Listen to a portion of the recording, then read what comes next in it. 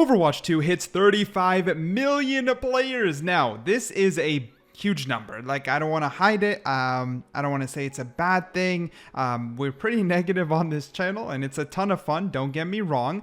Now you guys can be negative towards me because you're going to be watching my boosted gameplay in the background, but I digress. Overwatch hits 35 million players in its first month. However, with that being said, I do think it most likely will be one of the strongest months that Blizzard has for a little while. I just don't think that this is as sustainable as this hype is kind of giving it. You know what I mean? Like, 35 million is a lot, but I do not think that a lot of these players are going to be sticking around in the mid to long term of this game. However, with that being said, we also have not seen Overwatch in a state where continuous updates are planned, right? We already had some balance changes, more are coming in Season 2, which is right around the corner. Ramatra will drop alongside that. Regardless of the fact that he's in the Battle Pass and it destroys my soul, he's still going to be dropping, and it will still bring people to come in, grind, buy the Battle Pass, and continuously play the game. At least that's the hope for Blizzard. Now, will this play out that way? I think in the short term, yes, especially as the Season 2 with Ramatra comes right around the holidays. People usually have some time out. People usually have some time off, and grinding will begin. But after the hype settles, people will most likely still feel that Overwatch fatigue. Now, don't get me wrong, I'm enjoying the game. I think it's way better than Overwatch 1 in the sense of course, it's not a true sequel, but the revisions and all the balance changes and the way they approach this game's playstyle is way more fun. However, with that being said, I do wonder what's going to happen when Blizzard hits that road stump, right? How many new heroes can they keep adding alongside new maps? Like, how consistent can they really make this? The game just launched with 3 new heroes, following suit with Ramatra right around the corner. But like 2 months later in the Season 3, will there really be another hero, another map? Can Blizzard really keep this pace? I have my doubts. I have my doubts from a balance perspective. I have my doubts from a company perspective. I have my doubts all around. Now, can they pull it off? Can it happen? Yes, don't get me wrong. If they keep the balance changes up, map pool changing, if they just give us, as long as they give us new content to play that isn't locked behind a paywall of any sort, it should keep the game alive. But I do think like stuff like heroes are peak. You know what I mean? New heroes are basically peak. I remember when Echo came out. Echo came out during a time where Overwatch was like dead, and it still drew a lot of hype, a lot of views.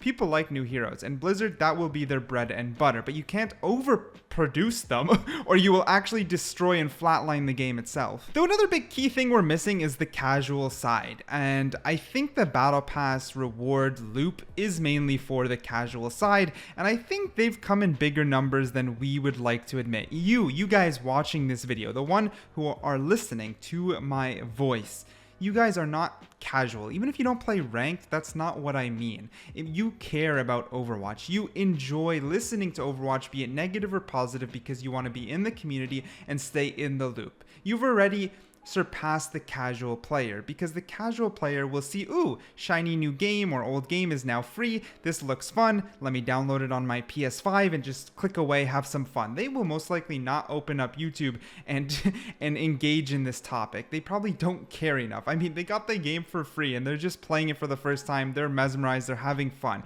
And I think that's a bigger portion than people would like to admit, because people like me and you who are talking about Ramatra being locked behind a battle pass, who are are really upset and have played Overwatch 1 from the beginning, 6 years. We care about this. But why would someone who just got the game for free, maybe in high school, who just comes after school and plays some Overwatch, really care, right? I mean, I hope most of you can agree why I believe that these numbers are successful, and Overwatch 2 in any sort of term so far is successful regardless of its drawbacks. Then there's kind of part 2 of Overwatch, right? Overwatch 2 has released, but Blizzard and everyone knows this is not the complete game. There's supposed to be a story mode, a full PvE section. And this is actually very, very good, even more so for these casuals. Now these casuals can co-op with their friends, not have to be that great at the game, do this RPG leveling up system. All of you should already know about this by now. That's what's coming for Overwatch 2 next. However, this will most likely be locked behind a paywall. I highly doubt Blizzard will give us an entire campaign for free.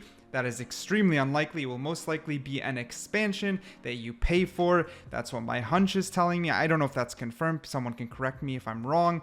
But, you know, That still, regardless of price or not, they're hoping to funnel as many players onto that as well, which should also expand its niche, right? Because in the end, in any form of media, we have a target audience, we have a niche, and Overwatch is supposed to be a hero shooter, and expanding into the campaign with proper RPG elements will allow a wider range of players to enter the game and the genre. So I don't think 35 million is their highest. I think it's their peak for now.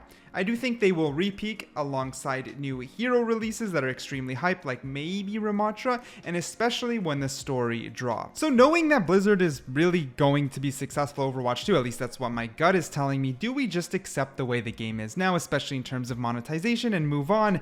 And the answer to that is, honestly, unfortunately, yes, because when I make these videos to complain, talk, or share my thoughts, I do so to get them out there, but I don't do so in a sense of I think anything will change. I know a lot of you guys watch, comment, and feel passionate enough hoping Blizzard will change things, and I do, sometimes they will, right? They made Kiriko's skin on sale by its own. That's more of a legal issue, I believe. They did lower the prices as far as I understand. Someone was saying that. I don't 100% know if that's true, but if they've also lowered the prices, it means there is some sort of feedback loop. But in the end, Blizzard needs to make money. Like that's where they are. Overwatch was kind of not a dead game, but I can't say flatlined, a dry game. Does that make sense? A dry game for quite some time.